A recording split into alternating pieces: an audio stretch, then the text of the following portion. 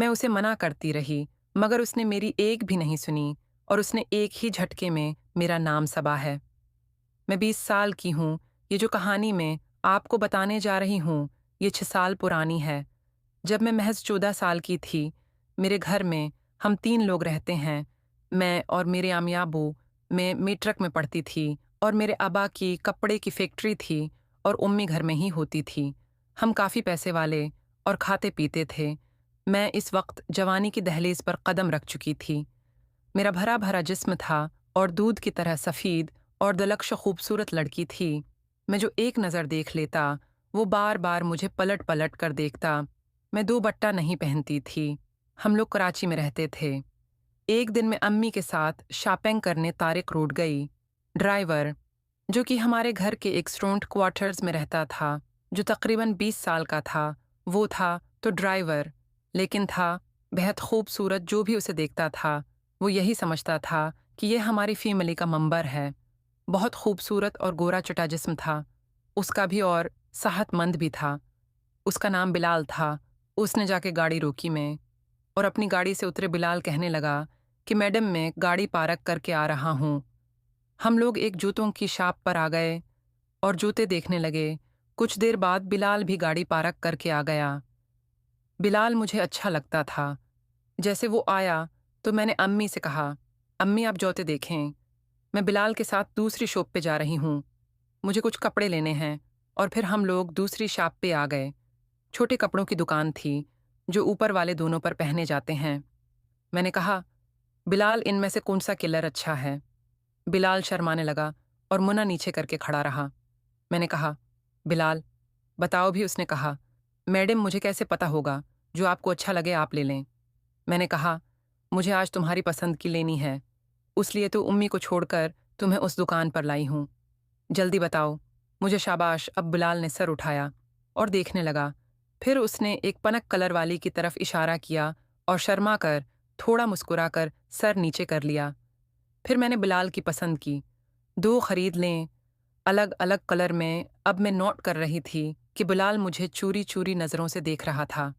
अब हम दोनों उम्मी के पास आ गए और मिलकर काफ़ी सारी शॉपिंग की ओर फिर घर वापस आ गए।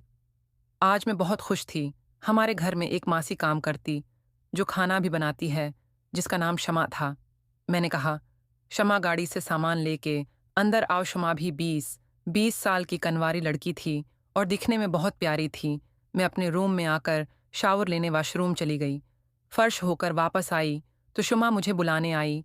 कहने लगी, मैडम सबा खाना लग गया है। आपके अम्मी अबू आपका इंतज़ार कर रहे हैं। आप ड्राइंग रूम में आ जाएं। फिर मैंने अम्मी अबू को खाने की टेबल पे जवाइन किया और सलाम किया तो अबू कहने लगे, कैसी हवाबा की जान? मैंने कहा, अबा मैं ठीक हूँ। अबू पूछने लगे, आज शॉपिंग की है मेरी बेटी ने? मैंने कहा, जी अबू। और फिर हम मिलकर खाना खाने लगे। खाना खाने के बाद सब लोग अपने अपने कमरों में जाने लगे। मैं चुपके से बिलाल के क्वार्टर में गई तो नीचे बैठा खाना खा रहा था। उसने जैसे ही मुझे देखा तो एकदम चौंक गया और फौरन खड़ा हो गया। मैंने कहा, बिलाल बैठो। बैठो यार, तुम खाना खाओ। और फिर वो बैठ गया। मैंने कहा, बिलाल मैं तुमसे कहने आई थी कि आज रात को वो बजे मैं तुम्हारे कमरे में आऊंगी और वो कपड़े पहनकर दिखाऊंगी और तुमने बताना है कि वो कपड़े कैसे हैं। बिलाल कहने लगा, जी। मैंने कहा, जी। और फिर मैं अपने कमरे में वापस आ गई और लेट अब जैसे ही रात के 2 बजे तो मैंने वो कपड़े पहने और बिलाल के कमरे की तरफ जाने लगी तो देखा मेरे अब्बा सोहन में टहल रहे हैं।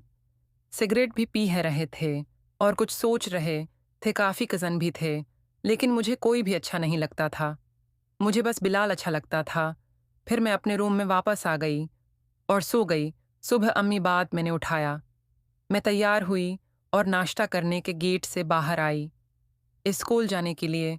तो बिलाल बाहर गाड़ी को साफ करके गाड़ी के पास खड़ा था। मैंने उसे सलाम किया। उसने सलाम का जवाब दिया और जवाब ऐसे दिया जैसे वो मुझसे नाराज़ हो। मैं गाड़ी में बैठ गई और बिलाल मुझे स्कूल छोड़ने के लिए गाड़ी चलाने लगा। और चलती गाड़ी में मैंने बिलाल से कहा, बिलाल रात के लिए सॉरी यार, वो मैं आ तो रही थी तैयार हो के वो जो तुम्हारी पसंद के कपड़े लिए थे वो लेकर, लेकिन अबू जाग रहे थे। मैं उनको देख के फिर फ़ौरा वापस अपने कमरे में चली गई थी। पता नहीं अबू क्यों जाग रहे थे। सिगरेट भी को क्या परेशानी थी, लेकिन यार मैं कोशिश करूंगी। उस रात को अगर मौका मिला तो मैं वो कपड़े पहनकर तुम्हें दिखाने के लिए तुम्हारे रूम में ज़रूर आऊंगी। मैं बोलती जा रही थी और बिलाल चुप करके सुनता जा रहा था और वो गाड़ी चला रहा था। मैंने कहा, बिलाल मेरी बात सुन रहे हो ना? बिलाल ने कहा कि जी मैडम। मैंने कहा, बिलाल मुझे मैडम मत कहा करो, मुझे मेरे नाम से पुकारा करो, सबा कहा करो। बिलाल कहने लगा कि आपकी अम्मी को पता चलेगा तो वो मुझे नौकरी से निकाल देंगी।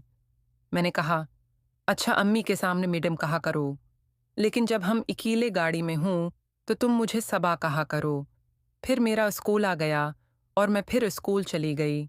1 बजे मेरे स्कूल की छुट्टी होती थी और फक्किस 1 बजे मुझे बुलाल पक करने उजाता था।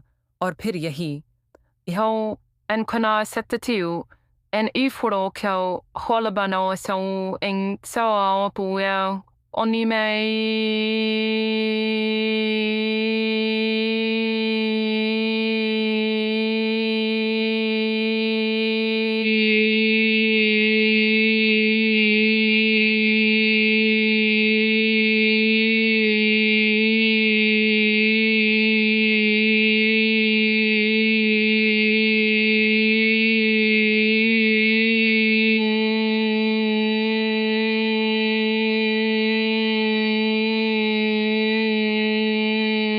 बलाल मुझे पक करने के लिए गया। मैंने कहा,